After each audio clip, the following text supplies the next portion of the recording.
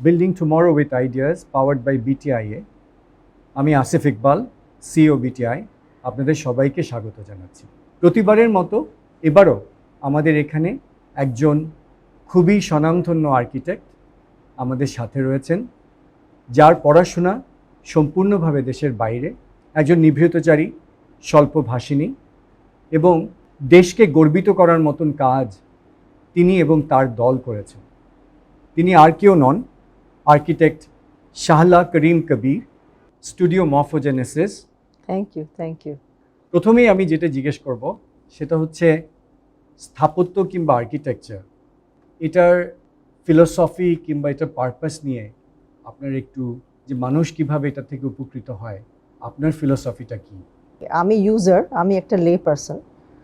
আমি জানি আমার কি দরকার, কিন্তু ওটা কিভাবে আমি ওটা রিয়ালিটিতে আনবো ওটা কিন্তু আমি জানি না, একটা লে পারসন।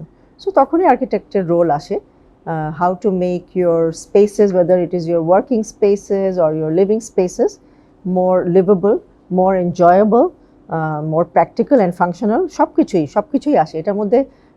বোথ একটা সৌন্দর্য, একটা এস্থেটিক্স, এনজয়মেন্টের সঙ্গে আবার কিছু প্র্যাকটিক্যাল জিনিসও আসে। So we are trained and to achieve this for our clients. সময়ের সাথে সাথে মানুষের জীবনযাত্রা কিংবা লাইফস্টাইল আমরা যেটাকে বলি, সেটা তো চেঞ্জ হচ্ছে এবং ইমপ্রুভ হচ্ছে। অনেক কিছু এর সাথে চলে আসছে, টেকনোলজি, তারপরে হচ্ছে আমাদের যে পরিবেশ। যেমন ধরেন, আমরা একটা সময় ছিল যখন আমরা যারা বড় হয়েছি, আমাদের বাড়ির সামনে একটা খোলা উঠান ছিল, অনেকগুলো গাছগাছালি ছিল, কিছু কবুতর ছিল, এবং আমরা ইউজুয়ালি এই পরিবেশটাকে মাথায় নিয়ে বড় হয়েছি। কিন্তু এখন যে সময়টা যাচ্ছে, সেখানে আমরা একটা অ্যাপার্টমেন্ট কালচারে যাচ্ছি এবং এক বাসার খবর আরেক বাসায় জানি না। এই যে একটা নতুন পরিবেশ, এই পরিবেশ এবং এই যে চেঞ্জগুলো হচ্ছে, এই চেঞ্জগুলো আর্কিটেক্টরা কিভাবে ডিজাইনে ইনকর্পোরেট করে? As time has progressed, luxury was having that space. The luxury was the outdoors. Luxury was being able to stand under the sky in your own property. এখন তো আর সেটা নেই। এখন হলো অ্যাপার্টমেন্টসে মানুষ চলে যাচ্ছে, সেই জন্য তো এখন আউটডোর লিভিংটা আমরা চেষ্টা করি বারান্দায় আনতে। যেটা আরেকটা জিনিস যেটা এখন খুব চেঞ্জ হচ্ছে, আমরা আগে মনে করতাম প্রত্যেকটা বেডরুমের সঙ্গে ছোট ছোট বারান্দা দেই, ওগুলো না পরে দেখলাম আসলে ওইভাবে ইউজ হয় না, কিন্তু একটা বড় বারান্দাই কিন্তু সবসময় কাজে আসে। সো আমরা এখন দেখলাম আর্কিটেক্টরা আমরা বেশিরভাগ এটাই চেষ্টা করি, অসংখ্য ছোট ছোট বারান্দা না দিয়ে একটা বড় বারান্দা, যেটা অ্যাকচুয়ালি একটা সাবস্ট্যান্সিয়াল একটা আউটডোর স্পেস দেবে। তারপর কমিউনিটি লিভিংয়ের উপরে এমফাসিস বেড়ে গেছে। প্রত্যেকটা অ্যাপার্টমেন্ট বিল্ডিংয়ে আমরা চেষ্টা করি ছাদের টেরেসটা খুবই একটা এনজয়েবল স্পেস যেন হয়, যেন আকাশের নিচে বাচ্চারা গিয়ে দৌড়াদৌড়ি করতে পারে, বিকাল হলে ছাদে চলে যাবে, খেলবে ওখানে। তারপর কমিউনিটি স্পেসেস আমরা করতে চেষ্টা করি, যে অ্যাপার্টমেন্টগুলোতে হয়তো এন্টারটেইনমেন্ট, আমি সবাইকে আত্মীয় স্বজন বন্ধু বান্ধবকে নিয়ে আসতে পারছি না, কমিউনিটি স্পেসটা দিয়ে দিলাম, একটা কমন কমিউনিটি স্পেস, ওখানে এসে মানুষ সংগ্রহ হবে। So as lifestyle is changing, these are the changes, practical changes that মানুষের মানে ঢাকা শহরের পপুলেশনও বেড়ে গেছে, সব শহরেরই পপুলেশন বেড়ে গেছে, এবং তখন আমাদেরকে এইভাবে অ্যাকোমোডেট করতে হচ্ছে। আর আমাদের ইন্ডাস্ট্রিয়ালাইজেশন মাশাআল্লাহ ওটার সঙ্গে অনেক ওয়েলথ এসছে, মিডল ক্লাসের স্ট্যান্ডার্ড অফ লিভিং বেড়ে গেছে, সবারই স্ট্যান্ডার্ড অফ লিভিং বেড়ে গেছে। সো ওগুলো তো আমরা ডেফিনেটলি ইনকর্পোরেট করতে চেষ্টা করি, using technology, using the know how. তারপর অনেকে একটু বিদেশের দিকেও চায়, they look at foreign how people live overseas. আগে যেরকম একটা বাঙালি ভাষার একটা অন্যরকম একটা ক্যারেক্টারই ছিল, একটা এশিয়ান ভাষার একটা ক্যারেক্টার অন্যরকম ছিল। এখন দেখা যায় অ্যাপার্টমেন্টগুলোতে অনেক সময় আমরা কিছুটা বিদেশি লাইফস্টাইলও আনতে চেষ্টা করি, যে ওপেন প্ল্যান লিভিং আমরা নিয়ে আসছি, so that at least it feels more spacious. আগে আমরা ছোট ছোট রুম করতাম, ড্রয়িং রুমটা আলাদা, ডাইনিং রুমটা আলাদা, এয়ার কন্ডিশনিংয়ের কথা চিন্তা করতাম, এয়ার কন্ডিশনিং করলে যেন বন্ধ করে ফেলা যায় একটা রুম, সবগুলোকে এয়ার কন্ডিশন। কিন্তু এখন আমরা চেষ্টা করি স্পেশিয়াসনেসটা ক্রিয়েট করতে, সবগুলোকে একসঙ্গে একটা ওপেন প্ল্যান করে ফেলছি আর কি। আপনারা জানেন বিভিন্ন জিনিস মানুষ কিচেনসে চায়, মানুষ লন্ড্রি রুম চায়, লন্ড্রির জন্য ওয়াশার ড্রায়ার ইউজ করতে চায়। আগে তো এইসব ছিল না, আগে কাজের লোকও পাওয়া যেত বেশি এবং বাসার হেল্প পাওয়া যেত, তখন আমাদের অত কিছু এখন চিন্তা করতে হয় যে আমি নিজে কেমন করে কাজটা করবো, বাসা কি করে পরিষ্কার রাখবো, এইসব চিন্তা করতে হয়। একটা কথা খুব প্রচলিত আছে যে আগে যখন আমাদের যে বাড়িগুলো ছিল সেগুলো অনেক স্পেশাস ছিল, ফলে আলো, বাতাস এবং সবুজ, এই তিনটে জিনিস আমরা অ্যাডিকুয়েটলি পেতাম।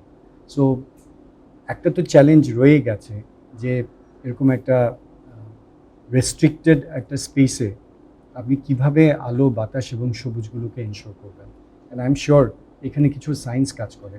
না, আলো বাতাস তো আনতেই হবে, আলো বাতাস ছাড়া তো মানুষ থাকতে পারবে না। তো এটার ফলে এখন যেটা হচ্ছে, যেহেতু জায়গাগুলো রুমগুলো রেস্ট্রিক্টেড হয়ে যাচ্ছে, হয়তো বড় বড় জানলা উইথ ওয়াইজ নেই, এখন যেমন সবাই ফ্লোর টু সিলিং সেজন্য আনতে চেষ্টা করে, মানুষ লিন্টেলের হাইট বাড়িয়ে দিয়েছে। আমরা লিন্টেলের হাইট অস্বাভাবিক হাই, মাঝে মাঝে লিন্টেল হাইটে রাখি না, একদম ফ্লোর টু সিলিং গ্লাস করে দিই, সো দ্যাট প্রচুর আলো আসে। আর ক্রস ভেন্টিলেশনটা তো মাইন্ডে রাখতেই হবে। আমাদের অ্যাপার্টমেন্ট কালচারে যেটা দেখা যায় যে আমরা যখন বাইরে দিয়ে হাঁটছি তখন দেখা যায় যে মানে পৃথিবীর অন্য কোথাও এরকম দেখা যায় না যে আমাদের বারান্দার মধ্যে কাপড়গুলো ঝুলছে বা এই ধরনের কাজগুলো হচ্ছে, এবং আমরা টেকনোলজিকে আসলে এই জায়গাগুলোতে কিভাবে ব্যবহার করতে পারি, কিংবা এখন স্মার্ট হোমের একটা কনসেপ্ট চলে আসছে। সো এই স্মার্ট হোমের কনসেপ্টসগুলোকে কিভাবে কাজে লাগানো যায় বলে আপনি মনে করেন, বা এই জন্য আমাদের কোন ধরনের এডুকেশন দরকার? এখন তো smart home is with different things, how you turn on your lights, how you turn on your air conditioning. আপনি বাসার বাইরে চলে গেলেন, এসিটা বন্ধ করতে ভুলে গেলেন, ফোন থেকে আপনি বন্ধ করতে পারছেন। আপনি একটা বসে বসে একটা রিমোট থেকে লাইটিংয়ের অ্যাম্বিয়েন্সটা চেঞ্জ করতে পারেন। বাট আদার দ্যান দ্যাট কিছু প্র্যাকটিক্যাল জিনিস আছে যেগুলো আমি মনে করি সব আর্কিটেক্টদের মাইন্ডে রাখা উচিত, যেটা আমরা মাঝে মাঝে ভুলে যাই রাখতে। এটা আমি খুব নোটিস করি, যেমন কাপড় শুকাবার জন্য বারান্দায় দিয়ে ঝুলাবো কেন, একটু প্র্যাকটিক্যাল কিছু ডিজাইন করো, একটা মেকানিক্যাল কিছু, it doesn't have to be electronic or electrical, it just something that several layers of rod, একটা কোথাও নেমে আসো, অনেকগুলো কাপড় শুকাতে পারলাম, আবার চাইলে পুশ করে উঠিয়ে দিলাম। এগুলো আশেপাশের দেশে অনেক থাকে, কিন্তু মাঝে মাঝে আমরা এই ছোটোখাটো জিনিসগুলো ভুলে যাই, যেই কারণে আমাদের যারা পরে থাকে এইসব বাসায় ওদের কিন্তু কষ্টটাই হয় আর কি, মানে তখন ওরা বাধ্য হয়ে যা ঝুলিয়ে দিল কাপড় বাইরে দিয়ে বারান্দা দিয়ে, এগুলো প্রয়োজন হয় না। আর স্মার্ট লিভিং আমি নিজেও এখনও এটাতে পুরাপুরি, but definitely technology has a lot of advantages. If you are tech friendly, if you yourself are tech savvy, then you should use these technologies. Why not? So আমরা হেলদি লিভিং বুঝাই অনেক সময়, এখন তো কোভিডের পরে হেলদি লিভিং নিয়ে অনেক আলোচনা হচ্ছে। সো সেখান থেকে হেলদি হোম এসছে। সো হেলদি হোমের কনসেপ্টটা আপনার কাছে কীরকম? অ্যাকচুয়ালি কিন্তু হেলদি লিভিং ছিল আমাদের আগেকার দিনের লিভিং। আমরা এত এই যে এয়ার কন্ডিশনিং বলেন এগুলোর উপর রিলায়েন্ট হয়ে গেছি, and also because of our sites, because এগুলো অ্যাপার্টমেন্ট, এগুলো ইন্ডিপেন্ডেন্ট বাসাও না, আমি সব দিকে ক্রস ভেন্টিলেশন চাইলেও আমি পারছি না দিতে। অ্যাকচুয়ালি তো healthy living should be with natural ventilation, and even for the planet we should be relying on natural ventilation as much as we can. It's something that অনেক আর্কিটেক্টরা অনেক জায়গায় চেষ্টা করছে কাজ করতে, বাট এখনও এনাফ হচ্ছে না। আমরা because we are so it's আমাদের কমফর্ট জোন থেকে আমরা বের হতে পারছি না, বিকজ আমরা জানি একটা এয়ার কন্ডিশনার চাইলেই আমি পারছি বাসার মধ্যে লাগাতে, কিন্তু আর্কিটেক্টদের তরফ থেকে মানে আমাদের নিজেদেরও একটা শর্টকামিং যে আমরা we don't put enough effort into ইট। যে আগেকার দিনের বাসায় ভেন্টিলেটর থাকতো, কোথায় থাকতো, একদম উঁচু জায়গাতে থাকতো। সো আমরা যদি এগুলো একটু চিন্তা করতাম যে গরম বাতাসটা উপর দিকে উঠবে, তারপর ওটা বের হয়ে যাবে, ওটার জন্য আবার উল্টা দিকে অপর পাশেও যাতে সেম বাতাসটা এসে যাতে ক্রস ভেন্টিলেশনটা, এগুলো চিন্তা করলে ভালো হতো। So healthy living is something that healthy for us and healthy for the planet. It should be both. So actually depending on mechanical ventilation is not healthy when you think about it. তবে এখন কিছু technology এসছে, আমি fresh air systems এসছে যেটা নাকি শুধু air কন্ডিশনিংয়ের থ্রুতে যেটা এয়ার কন্ডিশনিং হচ্ছে তা না, ফ্রেশ এয়ার সিস্টেমও আনা যায়, টেকনোলজিও ইউজ করা যায়। It's a mechanical come electrical technology.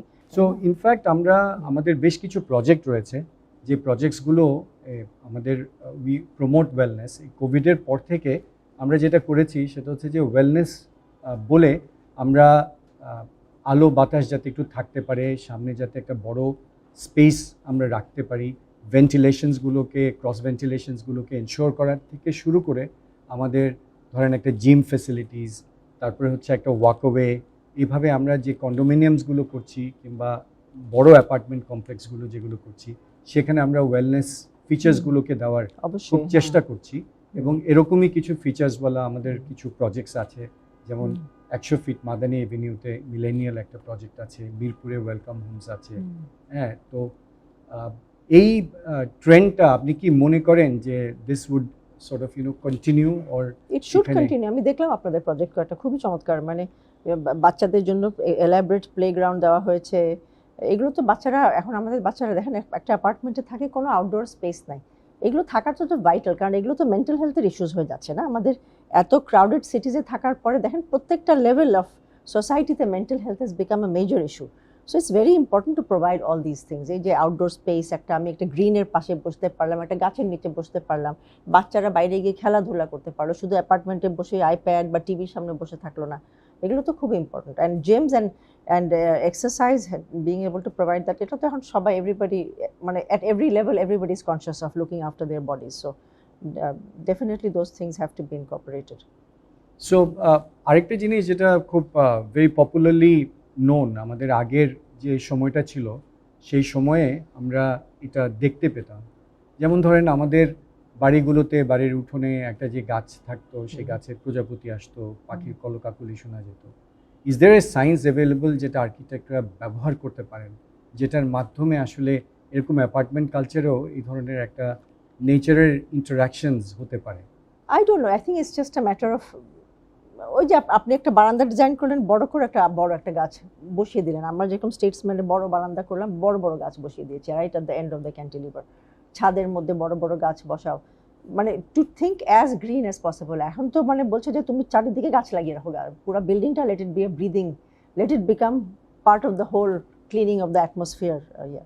আর তাছাড়াও প্ল্যানেটের জন্য, হেলদির জন্য যেটা আমি মনে করি যে এখন যেটা করা উচিত, প্রত্যেকেই আমরা we talk about sustainability and green living, but এখনো কিন্তু সবাই we are not ready বলে আমরা কমফর্ট জোনের বাইরের থেকে আমরা যেতে চাই না, as designers and as users, both, because you have to take one step further. Technology has been great, but we can use technology to be more green and more healthy also. যেমন আমরা grey water use, এটা তো আমি দেখছি না এখন, এগুলো যদি কোডে করে দিত যে প্রত্যেকটা অ্যাপার্টমেন্টে গ্রে ওয়াটার ইউজিং করতে হবে, যেই পানিটা দিয়ে আমি কুলি করলাম, যেই পানিটা দিয়ে আমি হাত ধুলাম, ওই পানিটা ইমিডিয়েটলি রিসাইকেল হয়ে কমোডের মধ্যে চলে গেল ফ্লাশিংয়ের জন্য। ভালো হতো না? এগুলো তো করে না। ছাদের পানিটা কালেক্ট হয়ে একটা রেইন ওয়াটার কালেকশন একটা থাকলো, but we are talking about it, but it's not being implemented enough. I wish that even the codes would. হ্যাঁ, এগুলো তো খুব ইম্পর্টেন্ট। পানি has become such a scarcity, আমাদের ন্যাচারাল অ্যাকুইফায়ার্স একদম শেষ, ওয়াটার লেভেল নামতে কোথায় নেমে চলে গেছে। It's quite frightening to think about that. Global trend minimalism is coming into play once again. So এটা নিয়ে কি আপনি কখনো কোনো কিছু ভেবেছেন? না, minimalism is an aesthetic on one side, and minimalism is a lifestyle on the other side. So lifestyle minimalize definitely করা উচিত, because everything is adding to how we have affected our environment and our planet. So minimalistic living এখন তো হয়ে গেছে consumer society. এখন খালি কে কত জিনিস কিনতে পারবে, কে কত বাসায় কত জিনিস দিয়ে সাজাতে পারবে। সো এই জিনিসটা মিনিমালিস্টিক লাইফস্টাইল বলেন কি এস্থেটিক বলেন, সবার এখনো মাথায় আসেনি। আমরা উই বিন ভেরি লাকি, আমাদের অনেক ক্লায়েন্টরা এসে যারা মিনিমালিস্টিক জিনিস পছন্দ করে এবং ইন্টেরিয়ার্স পছন্দ করে, আর্কিটেকচার পছন্দ করে, বাট এখনো সবাই এটাতে হয়নি, because we are after all very একটা মেটেরিয়ালিস্টিক ট্রেন্ড চরমভাবে এসে গেছে তো। So we just want more and more. But I think minimalistic living hole, I think life is also much purer and much cleaner and more enjoyable. কারণ তখন আমরা শুধু not focused on our things, we're more focused on the more important aspects of life. আমরা একটা সময় দেখতাম যে Victorian designs were quite vivid, কিন্তু এখন দেখা যাচ্ছে অনেক বেশি আপনার কন্টেম্পোরারি ডিজাইনস আসছে, এবং এই ডিজাইনের যে মুভমেন্টগুলো হচ্ছে সেটার যে প্রকৃতিটা, এটা কি বেশি ওয়েস্টার্ন ইনফ্লুয়েন্সের কারণে হচ্ছে নাকি আমাদের রিকোয়ারমেন্টের কারণে, ফাংশনাল রিকোয়ারমেন্টের কারণে হচ্ছে? না, এইগুলো all trends and movements, like you said, when modernism first started in the 40s and 50s, you know, it was তখন তো খুবই মিনিমালিস্টিক ছিল। ইনফ্যাক্ট এখন much more minimalistic than this, but doesn't mean that everybody caught on to it. Everybody never caught on to it. It is only those particular people who have that esoteric value, মানে আমি চিনছি, আমি বুঝছি জিনিসটা কি। So these are trends that have come along in the various phases of, you know, the evolution of time and everything. So it কিছুটা তো western influence বটেই, কারণ এখন design has become international, it's not local anymore. Although মানে it's nice to do local design. আমি একটা আমার গ্রামে একটা বাসা করেছি, ওটাকে I try to keep it as vernacular as possible. So that has nothing to do with, it has the modern amenities, সবই মডার্ন অ্যামেনিটিস রেখেছি, কিন্তু আমি চেষ্টা করেছি একটা গ্রামের বাসার একটা আনতে। সো বাট ওটা তো আপনি শহরে একটা অ্যাপার্টমেন্ট বিল্ডিং এখন খুব কম দেখা যাবে, এটা মানে এটা খুব কম আর্কিটেকচার আমি দেখেছি চেষ্টা করে। আরেকটা জিনিস, ঢাকা শহরে অনেক পুরনো বিল্ডিং আছে। সো এই বিল্ডিংগুলোর তো একটা ধরেন অনেক বিল্ডিং হচ্ছে 30 বছর 40 বছরের পুরনো হয়ে গেছে। সো বাইরে এই পুরনো বিল্ডিংগুলোকে তো ওরা রেনোভেট করে কিংবা ওরা প্রিজার্ভ করে কিংবা আবার রিবিল্ড করে। তো আমাদের এখানে আপনি একজন আর্কিটেক্ট হিসাবে কিভাবে দেখেন এটাকে, কি করা উচিত বা কিভাবে এটাকে মুভমেন্টে? না, এটা অনেক বেশি ধরে রাখা উচিত, কারণ this is all part of our heritage and history. এটা আমার খুব দুঃখ লাগে মাঝে মাঝে যে বাংলাদেশে there is not enough emphasis on preserving history and heritage. খুবই দুঃখের একটা বিল্ডিংয়ের আমি উদাহরণ দিতে পারি, যেটা ডিআইটির বিল্ডিং আগে ছিল, রাজুকের বিল্ডিংটা, অরিজিনাল বিল্ডিংটা, ওটা তো একটা আর্ট ডেকো বিল্ডিং ছিল। ওটাকে যখন রেনোভেশন করলো, ওটাকে পুরা ওই যে সেমাই ভিক্টোরিয়ান পোস্ট মডার্ন, ওটা তো প্রিজার্ভ করে রাখা উচিত ছিল। ওটা একটা one of the few art deco buildings in Bangladesh. You don't spoil that, you preserve it. Why would you think that? এটা আমি দেখেছি, ইভেন গ্রামেগঞ্জে আমি দেখেছি অনেক বাসায় পুরনো দালানগুলাকে, জমিদারি দালানগুলাকে রেনোভেশন করে আরেকটা জিনিস করে ফেলো। আরে ওটা তো একটা নিজেরই একটা আর্কিটেকচার ছিল, you suppose to preserve that. So it's very important to preserve, and definitely to preserve, if যদি ভিতরের স্ট্রাকচারটা পসিবল না হয় প্রিজার্ভ করতে, ডেফিনেটলি ফাসাদ প্রিজার্ভ করা উচিত। এবং ওল্ড ঢাকা এরকম খুবই দুঃখের বিষয়। সেদিন আমি গেছিলাম ওল্ড ঢাকা, আমার কাছে মনে হচ্ছে আমি চিনছি না পুরানো ঢাকা, কারণ এত সুন্দর সুন্দর বিল্ডিংস ওখানে ছিল, হিস্টোরিক্যাল ভ্যালিউর। Not enough is being done to preserve them. Definitely they should be preserved. In fact old ঢাকায় তো চিন্তা করতে গেলে যদি মানে অনেক মুভমেন্ট হচ্ছে আর্কিটেক্টদের মধ্যে, তা হচ্ছে না যে তা না, বাট এখনো ফ্রুইশনে আসছে না। মানে অন্যান্য দেশে গেলে আমরা কি করি, আমরা পুরোনো, সবসময় পুরোনোর দিকে চলে যাই, কিন্তু আমরা নতুন শহরে খুব কম মানুষই দেখে। কিন্তু আর্কিটেক্টটা হয়তো একটা দুইটা মডার্ন, ইভেন আর্কিটেক্টটা সবসময় ওল্ডার পার্টগুলোতে গিয়ে ওখানেই ঘুরতে পছন্দ করে, because human being likes to be attached to history and context and everything, and history is part of context, right? So ওটা তো করতে হলে, যেমন পুরানো ঢাকায় আমি মনে করি কিছু গলি টলি বন্ধ করে দিয়ে সমস্ত পুরোনো বিল্ডিংয়ের ফাসাডগুলোকে প্রিজার্ভ করে একটা বিরাট একটা টুরিস্ট ডেস্টিনেশনও হয়ে যায়। মানুষ শুধু কোনো গাড়ি ঘোড়া চলবে না, মানুষ হাঁটবে, ওখানে সব ক্রাফটসম্যানদের দোকানপাট থাকবে, ওদের আমরা দেখবো গিয়ে ওদের ক্রাফটের কাজ, ইউনো, যারা মাটির কাজ করে, যারা লোহার কাজ করে, যারা সিলভারের কাজ করে, এরকম আমরা যদি এরকম করলে খুব ভালো হতো। I think very important, not enough is being done. ছুটা কিছু কাজ করা হয়েছে। সো এটা তো হলো যে খুব স্ট্যান্ড আউট, হ্যাঁ, সিগনিফিকেন্ট যে বিল্ডিংসগুলো আছে, যেগুলোর হিস্টোরিক্যাল ভ্যালু আছে, সেগুলো নিয়ে আমরা historical and architectural value, historical and architectural values আছে, সেটা নিয়ে আমরা বললাম। এছাড়াও তো এই হিস্টোরিক্যাল এবং আর্কিটেকচারাল ভ্যালু নাই এরকম অনেক বিল্ডিং আছে, সেগুলোর রিবিল্ডিংটা কিভাবে হওয়া উচিত, বা এটার জন্য কি কোনো একটা নতুন মেথডস বা নতুন কোনো কিছু পরিকল্পনা রাজুক কিংবা আর্কিটেক্টরা এদিকে চিন্তা ভাবনা করতে পারেন? মানে আপনার প্রশ্নটা আমি ঠিক জানি না, আপনি কি ধরনের বিল্ডিং এর দিকে পয়েন্ট করছেন? যেমন 1950 আমি আপনাকে একটু বলি, ধরেন আপনি এখন এই মুহূর্তে যদি আপনি লালমাটিয়ার যে কোনো একটা রাস্তা দিয়ে, যে কোনো একটা ব্লকের রাস্তা দিয়ে যান, আপনি দেখবেন ওখানে প্রচুর 5তলা 6তলা বাড়ি পড়ে আছে এবং বেশ পুরনো, এবং ওগুলোর মেনটেনেন্সও নাই, কোনো কিছু নেই। কিন্তু একটা শহরের যে বিউটিফিকেশনসের যে জায়গাটা, সেই জায়গাটা থেকে যদি আপনি দেখেন, যেহেতু আপনার এখানে আবাসের প্রয়োজন আছে, হয়তো ওখানে একটা নিউ বিল্ডিং যদি ওখানে রিবিল্ড হতো তাহলে হয়তো ভালো হতো। আবার কোনোটাতে হয়তো আপনি ওই বিল্ডিংটাকেই মেনটেন করে আপনি হয়তো ডিজাইন বা ফাসাদ আর্কিটেকচারের জায়গা থেকে সেটাকে মেনটেন করে আপনি হয়তো রেনোভেট করতে পারেন। সো এই ধরনের একটা সুপরিকল্পিত একটা আউটলুক থাকা দরকার কিনা, আপনি এটা মনে করেন কিনা, সেটা আমি তো বলতে পারি দরকার, বাট সবার তো অর্থনৈতিক অবস্থা ওরকম না যে আমি একটা ওনার বা ওই বিল্ডিং অ্যাসোসিয়েশনকে বলবো আপনার বিল্ডিংটা আপনি এখন পেইন্ট করেন, ঠিক করে মেনটেন করেন। Not everybody is in that situation.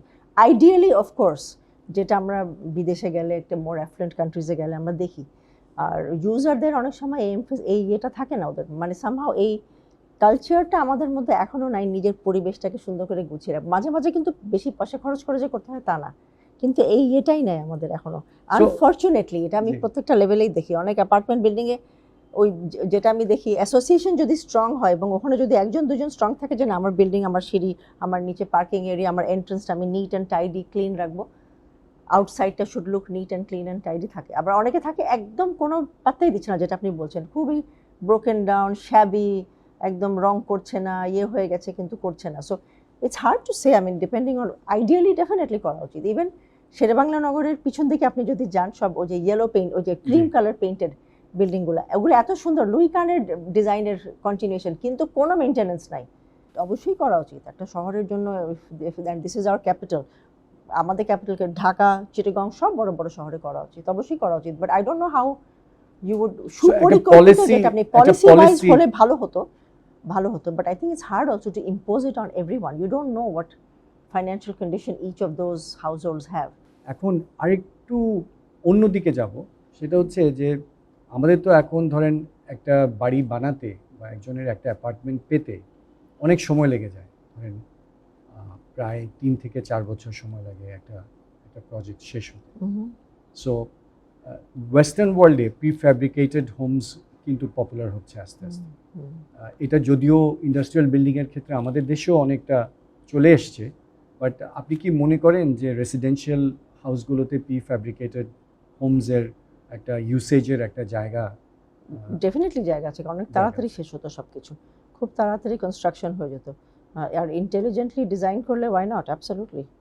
R sustainable যে লিভিংয়ের কথা আপনি বলছিলেন, আমাদের এই জায়গাটাকে জোর দেওয়ার জন্য কি কি করা উচিত বলে আপনি মনে করেন?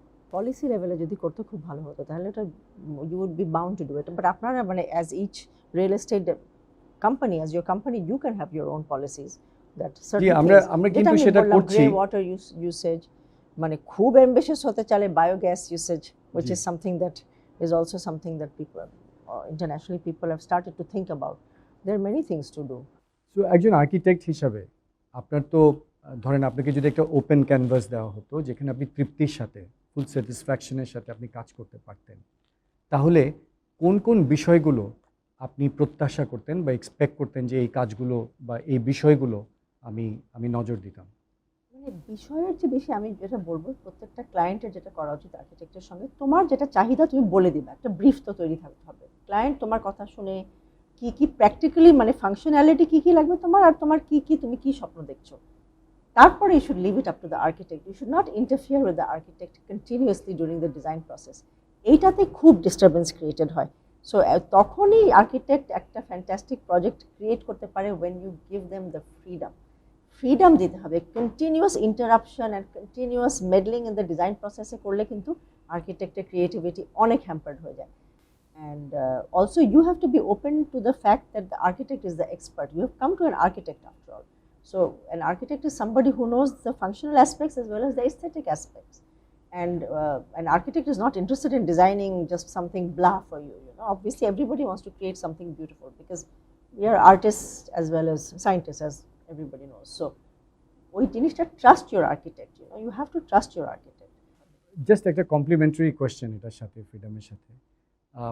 ম্যাক্সিমাম সময় দেখা যায় যে মেজর যে কনসার্নসগুলো আসে সেগুলো ফাংশনে আসে, ফর্মে আসে না। সো ফর্ম এবং ফাংশন এই দুটো জিনিস ডিজাইনের দিক থেকে, এটাকে যদি আপনি একটু আমাদের দর্শকদের জন্য একটু যদি সোজাভাবে একটু যদি এক্সপ্লেন করতে পারতেন যে what are the things that are in forms perspective এবং what are the things in function perspective যেটা ডিজাইনে আসে। So form follows function, এটা বলে তো একটা কথা আর্কিটেকচারে আছে, মডার্নিজমে এসেছিল। আমি personally I am a great believer in that. Not everybody is. Some architects want to attack the form first and then try to fit the function in. To me that's very problematic. Many architects do it and they're very good at it, but I personally am not a form first and then function. Definitely function has to come first and then the form will evolve. And then, of course, you will pay attention to the form because that's where the science and the art marry and converge. So, এটাই আর কি। So এখন form বলতে কি বোঝায়? Form বলতে বোঝায় যে আপনার বাইরের যে আউটলুকটা হলো, ভিতরের আউটলুকটা, স্পেসেসগুলো কেমন করে একটা থেকে একটা ফ্লো করছে। আমি একটা এন্ট্রেন্স করলাম, এন্ট্রেন্সটা কী ধরনের এন্ট্রেন্স হলো, আমি কি খুব একটা ছোট একটা জায়গা থেকে ঢুকে একটা বড়, হঠাৎ করে একটা বড় জায়গা পেলাম, তারপর আমি একটা পাবলিক থেকে একটা প্রাইভেট স্পেসে কেমন করে আমার সিকোয়েন্স অফ মুভমেন্টটা কেমন হচ্ছে। সো এখানে রিদম, হারমোনি, ডিসরাপশন এগুলো কি involve? Everything is involved. Color? Of course, color, everything is involved. The materiality is involved. Everything is involved. কি ধরনের materials আমি চুজ করলাম, how is that enhancing my architecture? Everything is involved. আর function? Function হলো আমার বিল্ডিংটা, how is it working? Like a home is a machine for living. ফাংশনটা হলো আমার ঢুকে আমি একটা এন্ট্রি দিয়ে ঢুকলাম, আমি কি প্রাইভেট জোনে ঢুকে গেলাম হঠাৎ করে, আমি নাকি আমি একটা পাবলিক জোনে ঢুকলাম, ওদিকে প্রাইভেট যারা থাকার কথা ওরা ওদের কাজ করছে, আমি ওদেরকে দেখলাম না।